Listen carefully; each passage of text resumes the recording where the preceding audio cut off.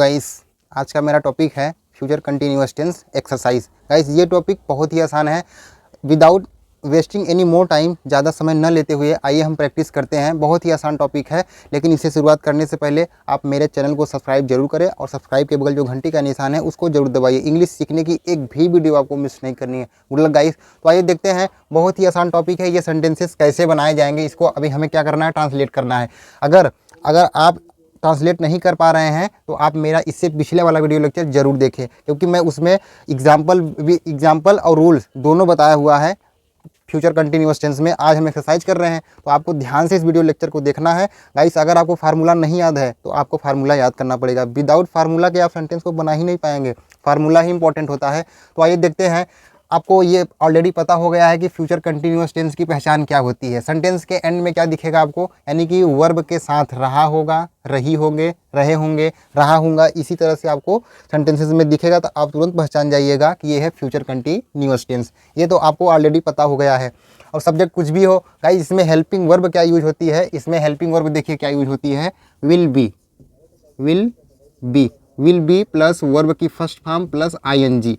Verb में ING का प्रयोग। केवल आपको यही चीज़ देखना है, सब्जेक्ट लिखना है, उसके बाद हेल्पिंग वर्ब देखना है, सेंटेंस पहचान लेना कि रहा होगा, रही होंगे, रहे होंगे। अगर ये आ रहा है तो ये है फ्यूचर कंटिन्यूअस टेंस। इसके लिए होगा, होगी, होगे के लिए हम विल बी का यूज करते हैं, और रहा है, रही है के लिए हम मेन वर्ब में आईएनजी का प्रयोग करते हैं। सबसे आसान टॉपिक है, आप इस तरह से समझ सकते हैं।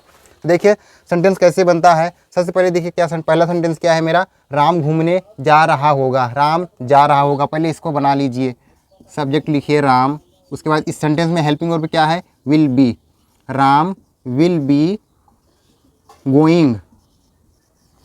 Ram will be going, Ram जा रहा होगा। इतना सेंटेंस आपका कंप्लीट हो गया। अब क्या बच रहा है, कहाँ जा रहा होगा, घूमने के लिए। घूमने के लिए क्या वर्ड यूज होता है, फॉर अ वॉक। ये आपको रट लेना है। घूमने के लिए आप हमेशा इसी का यूज करेंगे, for a walk.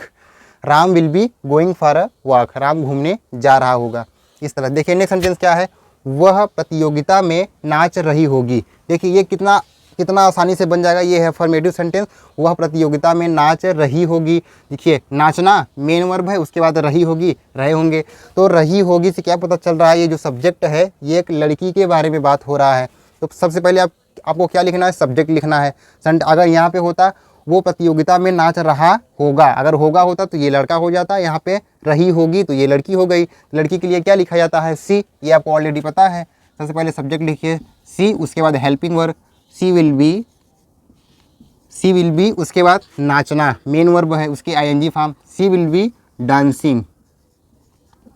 C will be dancing, कहाँ नाच रही है, प्रतियोगिता में। प्रतियोगिता में के लिए क्या लिखा जाएगा, in the competition. COMPETITION competition. She will be dancing in the competition. Guys competition की स्पेलिंग क्या है, COMPETITION कॉम्पिटिशन। तो आपको कंफ्यूज नहीं होना है। अगर आपको कंफ्यूज लग रहा हो या आप कंफ्यूजन में है तो आप बेझिझक कमेंट करके पूछ सकते हैं कि हाँ सर ये चीज़ हमें नहीं समझ में आ रहा था, मैं उसको बता दूंगा। तो आपको अगर कोई भी चीज़ समझ में नहीं आ रहा है तो आप बेझिझक कमेंट करके पूछ लीजिएगा। देखिए नेक्स्ट सेंटेंस क्या है, वह इस वक्त नहीं खेल रहा होगा। अब यहाँ पे देखिए रहा होगा, फ्यूचर कंटिन्यूअस टेंस, वह नहीं खेल रहा होगा। अगर रही होगी होता तो ये लड़की हो जाती, यहाँ पे होगा है तो ये लड़का हो गया। वह नहीं इस वक्त नहीं खेल रहा होगा, कौन नहीं खेल रहा होगा, वह के लिए क्या लिखा जाता है, ही। उसके बाद सब्जेक्ट हेल्पिंग वर्ब लिखिए will be. He will be नहीं है तो यहाँ पे नॉट आ जाएगा, he will not be. He will not be, उसके बाद खेलना प्लेइंग। कब नहीं खेल रहा होगा, इस वक्त ये टाइम है, इसके लिए क्या लिखा जाएगा, राइट नाउ। राइट नाउ, इस वक्त। वह इस वक्त नहीं खेल रहा होगा, he will not be playing right now, वह इस वक्त नहीं खेल रहा होगा। देखिए नेक्स्ट सेंटेंस क्या है, पापा इस वक्त अखबार पढ़ रहे होंगे। यहाँ पर भी देखिए इस वक्त है, अखबार पढ़ रहे होंगे। यहाँ पर भी देखिए इस वक्त के लिए राइट नाउ लिखा जाएगा। तो आप सेंटेंस बहुत आसानी से बना सकते हैं। अफर्मेटिव सेंटेंस है। सबसे पहले आप सब्जेक्ट लिखिए पापा। पापा को चाहे डैड लिखिए, चाहे पापा ही लिख दीजिए, चाहे फादर लिख दीजिए, कोई प्रॉब्लम नहीं है। मान लीजिए मैं लिख दे रहा हूँ dad. Dad will be, dad will be पढ़ रहे होंगे, dad will be reading. Dad will be reading, क्या पढ़ रहे होंगे, अखबार। Dad will be reading newspaper.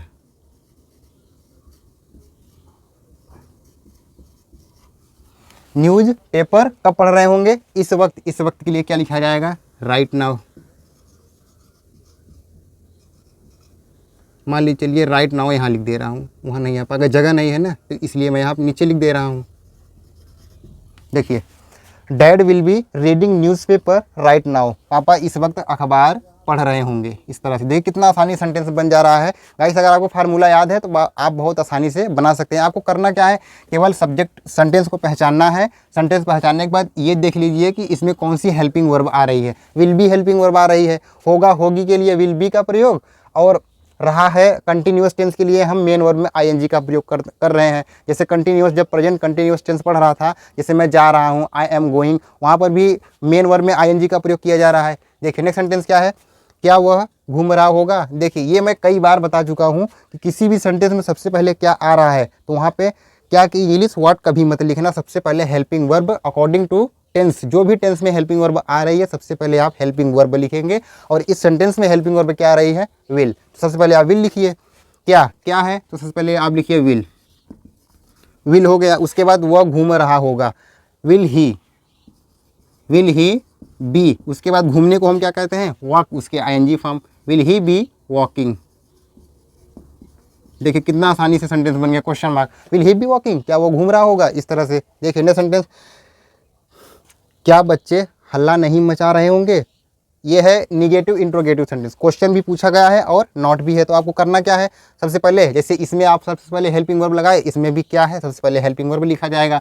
पहले आप लिखिए हेल्पिंग वर्ब विल, उसके बाद अब क्या है, मैं पढ़, क्या बच्चे हल्ला नहीं मचा रहे होंगे। विल बच्चे के लिए क्या लिखा जाएगा, children, will children.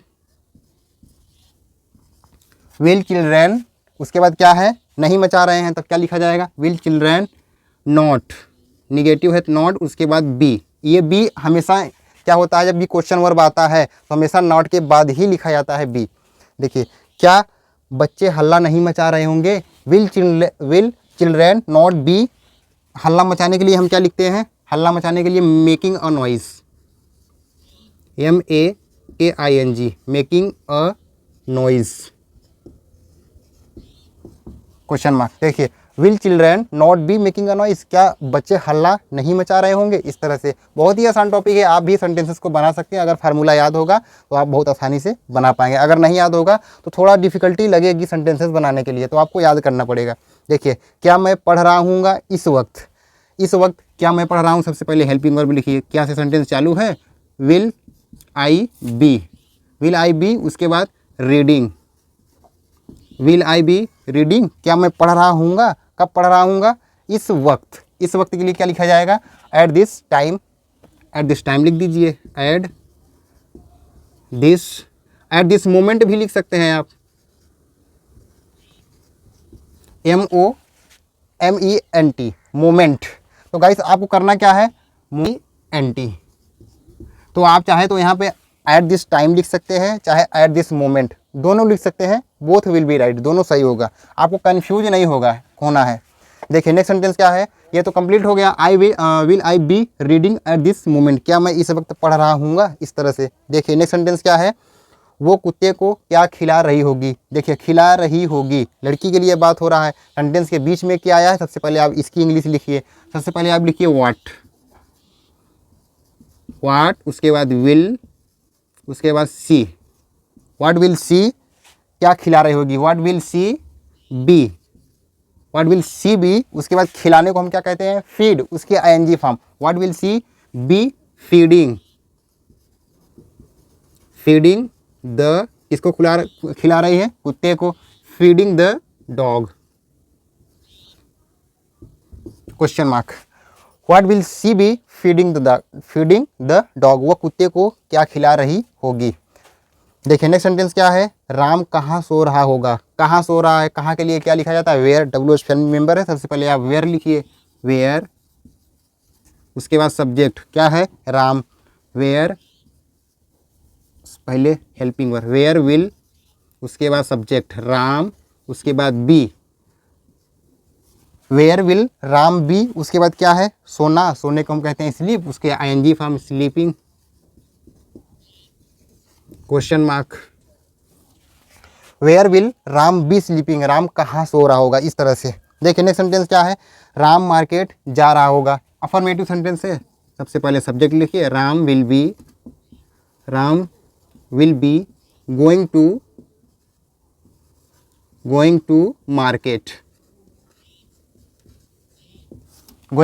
Market, Ram market जा रहा होगा, इस तरह से Ram will be going to market. देखिए कितना आसानी से सेंटेंस बन गया।